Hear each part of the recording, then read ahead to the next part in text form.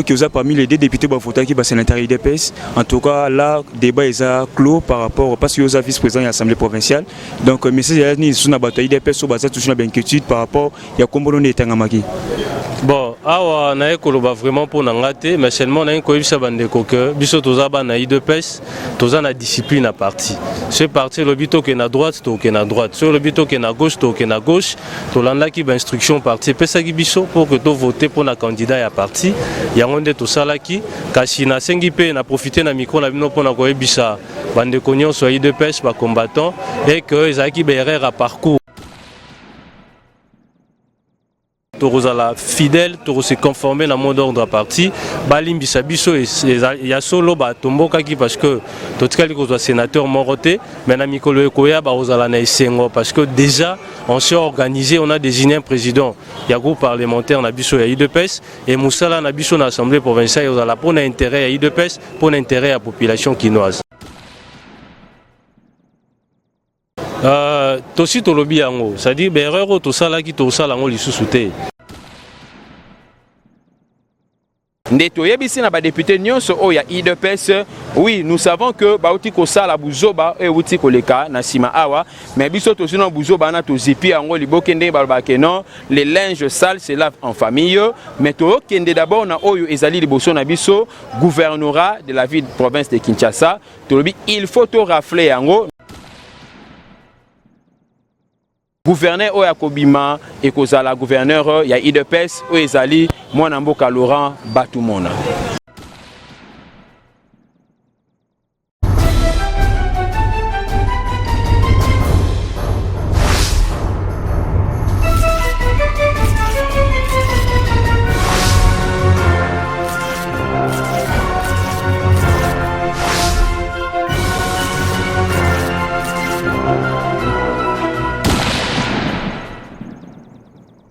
Participation dans la cérémonie à Azafat, message non niaisé et pas population union sur Bayambio Lelo. Bon, on a na Sengo Makasi parce que ndeka tolobaki biso to abana fachi, to abana IDPS. Esika nyonso bandeko ba osangana pona ko promouvoir programme ya fachi pona ko accompagner na plan d'action na ye biso to kozala wana parce que ceux qui biso to za ba député vice-président de l'Assemblée provinciale lelo c'est grâce ya parti wana IDPS o ya Kambaka. Donc tout ça on a pour accompagner yango na kokai jamais ko s'absenter na invitation bandeko Azafat ba pesa ngai et na profiter pe na occasion pour na ko féliciter bango ba que bazo compter nanga na Azafat naza membre ya Azafat na ko accompagner bango na ba action na bango nyonso du moment que eza pour na ko soutenir ba action ya président de la République ou Aza président Félix. François Lelo qui vous a parmi les deux députés Bafota qui passent à l'intérieur IDPS. En tout cas, là, le débat est clos par rapport parce que vous êtes vice-président de l'Assemblée provinciale. Donc, M. Zayani, sur la bataille IDPS, sur base toujours une inquiétude par rapport à comment on est Tangamaki. Bon, awa na ekoloba vraiment pour n'engagé, mais seulement na ko ibisa bandeko que biso tozaba na IDPS, tozana discipline à parti. Ce parti le bito que na droite, to que na droite. Sur le bito que na gauche, to que na gauche. To landa ki ba instruction parti pesa ki biso pour que to voter pour na candidat ya parti. Yango nde to salaki kasi na sengi pe na profiter na micro na bino pour na ko ibisa bandeko nyonso ya IDPS ba combattant et que ezaki ba erreur à parcours pour na bandeko mususu.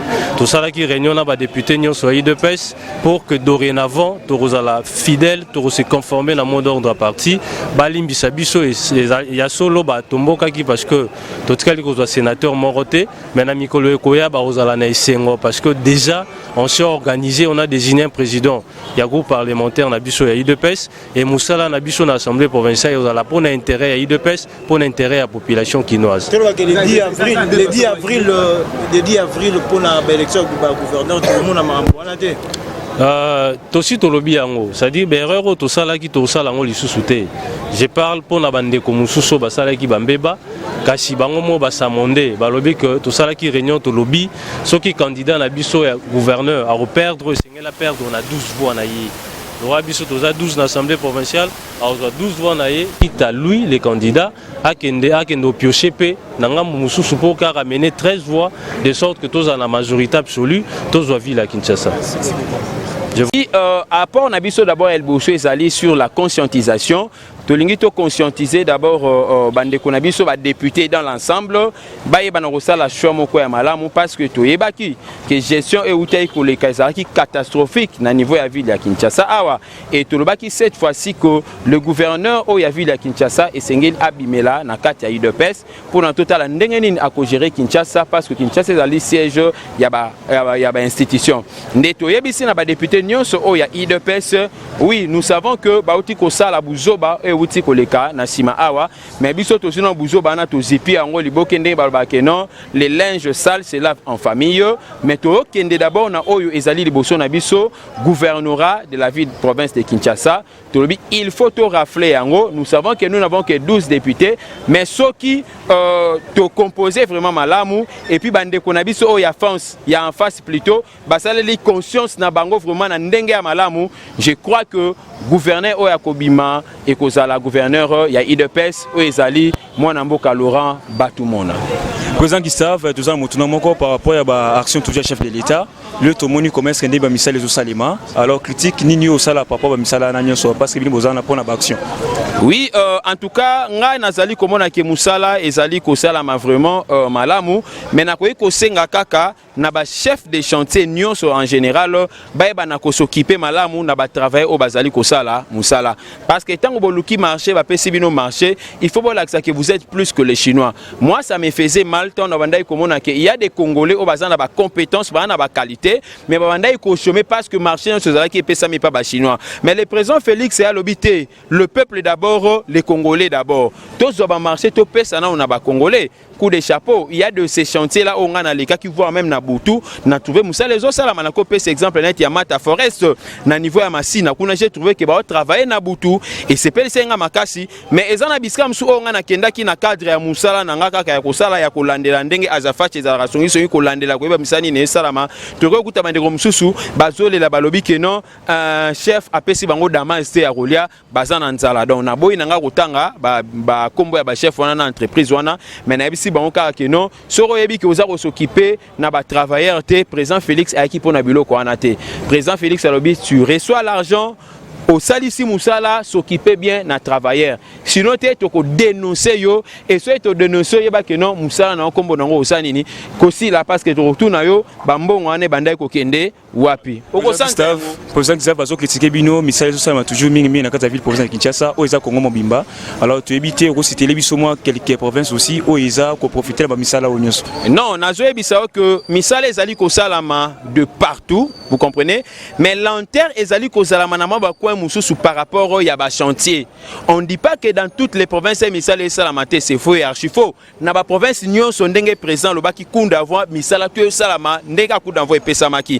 Mais il y a certains coins oyo ba chef à chanter ba ya chantier plutôt basé na ba largesse, basé na ba lembu moko boy pour na ba sa boulot ndenge sengela ba meka un peu ko doser alors tout. Yebisi bango bakota na lombangu parce que kala mingi te toyebisa bango to pesa ki bino marché bosala ki na yango nini donc mutu tout na boulot o na mission au présent pesa ki à 100 jours soko lo bayi que non osala musala na yo dans 30 jours et sili nde nazomo na tronçon à université na mona o pe ya échanger obi ke ya échanger o betata ba 3 ans ba 4 ans mutu abongisa ngo azala raté mais le na moni ba goudronner yango et psali biso moins sengo moko ya makasi c'est pour vous montrer que on est en train de travailler le travail c'est fait. OK, merci beaucoup. Rencontre na biso lolo ya Azafacho ezala ki sortie officielle té vous allez ko préciser malamu mais ezala ki juste que clôturer mois de la femme parce que zali aussi la lelo aussi longtemps que Azafach a payé sa considération mingi et pas à ba femme et à kokai kotika te que journée à lelo et les kabongo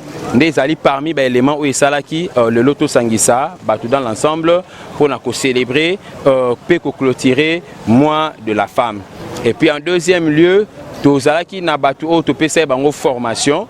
Je précise que formation est gratuite et puis tozwa ki financement ici ka mon côté ezalaki kara na kati na biso moko ya ba membre ya Zafacho lokola bandeko ba Jean-Claude Congolo lokola ba papa Kazadi lokola ba maman ils sont nombreux là ba maman wana o ba mekaki un peu ko pesa moi 10 mois 20 heures de sorte que to organiser journal le loto pesa pe na baninga na biso wana ba brevet ya fin de formation o ekotalisa ke bandeko wana balanda ki formation pe le kaki malam. Reporter journal lelo ezana en fait ezana deux facettes. Première facette ezana d'abord dernier jour il y a mois, il y a mars où ezali clôturer le nom en fait pour les femmes, c'est le mois de la femme. Et puis ezali la particularité nango o ezali qui est au format qui ezaka basité au format mibali, mais particularité nango ezali que moi si mutu a formé et que moi si wanande mutu azope sa certificat na mokona lelo o to sala ki yango que to sala fête pour na célébrer la femme.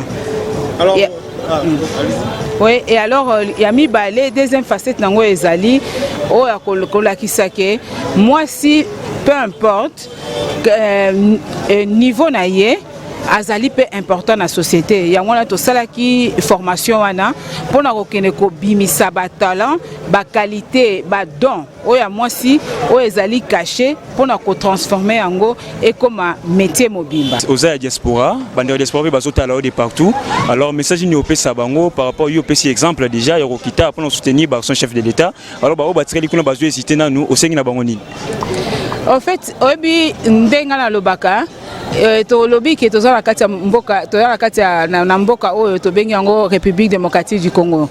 La démocratie mutna muta na choix ngana sali choix naza maman naza mariée, j'ai 5 enfants naza na expérience nanga naza infirmière na tanga na sala ba musala ebele na mboka poto mais natali na lobby na komema quelque chose pour donner na pesi bango formation na sengi bango mbongo te mais ngai par contre na bimisi nde mbongo na poche nanga pour leur donner na lobby eza ndenge moko pe ya kotia pe ba trace nanga na kolakisa pe amour nanga mais oyo pe amoni ke ana posa ye atia pe trace na ye eza malamu kotia libanga ya kotonga mboka na kosalela mayele oyo toyekoli kuna pa mindele ke oloba na yo. Moi je peux pas forcer quelqu'un parce que mutna mutu parce que soso to na poto to ebani to na poto to ebani eza masolo ba masolo kati ngala eza wana te pona loba mais ngala olobo yanga na kendeki mutu esali na ye na pesi na sepel mingi. Merci beaucoup. Ouais. Pour encourager ba jeune initiative na bango au monique tokut na régime ya sika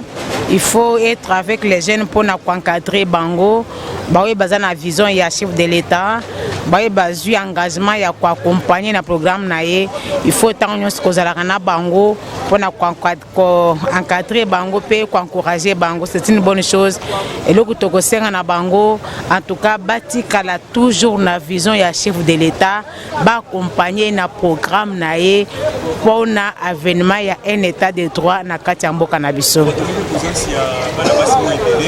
Alors yo esengo nezani par rapport à la présence ya bana basi bebele na kasa makambo pour soutenir chef de l'état.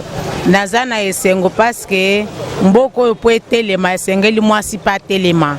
Nazana esengo ya komone te na milulu ya lelo bana basi ebele en tout cas esengo nanga yango wana musala to sala ya kotelemisa mama yebete azaka na eloko moko yo nzamba pesa ye pona kosunga misala ya papa pe soutenir mboka na ye. Yango nazali ko pesa bana basi wana ko encourager bango bazonga simate tozana tango te ke mama azala pembeni te tokomi na tango yo mwasi na mobali elongo pona bolamu abana mboka. Merci Nabino bandeko balandi nyoso ya club.com en tout cas boaki ebele bolandi biso ezaki bongo association pour le soutien et action chef de l'état azafat en cycle basala activité na bango pour la sabino commerce bazolanda toujours misala chef de l'état pour moi ezaki bongo la présence ya ba homme politique et IDPS, entre autres les premiers vice-présidents de l'Assemblée nationale de Kinshasa, provinciale de Kinshasa, Azarakiwana, M. Francis Chibalabala, a Pessibino éclaircissement par rapport à la corruption et les cas qui, lors de l'élection sénateur, peut à promettre biso que non, attend le gouverneur Makambone les a sauté. Biso Pekara Kleboa, tout ça, si Manaban pour vérifier Makambona Nyoso. Boki Bande Balobi, encadrer Bajen, former Bajen, Yangwane Misalo au Basali, et Balaki était, dans le mois de septembre, scolarité. Ils ont gratuit par rapport à Bango Azafati parce que bazana donatrice moko o azabon na Londres bolanda gipe madame Thérèse a pesi wa yembela na baso pe bana poto bokita bocha maboko pote musala moko namboke ke toujours liboso babi bango bazela mbonga gouvernement te mais na propre fort na bango bako pesa misala pe bako créer été bazala pe toujours likolo parce que bango bazana pour soutenir ba œuvre ya président de la République. Merci parce que vous êtes nombreux et là na senga bino ya toujours moko bo finira place ya rouge on a bo s'abonner massivement parce que musala o bo c'est la bino de la nation cordon banda que je salue à passant. En tout cas, merci. Parce que Moussala qui toque sur la tête pour nous abonder la biso toujours pour tous à toujours au top malgré les difficultés. Merci à Francis Wala derrière la caméra. En tout cas, robot au travail. Merci aussi à la grande Pichu Mangaya. Je pense que Komi Kitoko. Merci aussi à Herman pour notre cordon. Quant à moi, je vous dis bye, élevons les débats.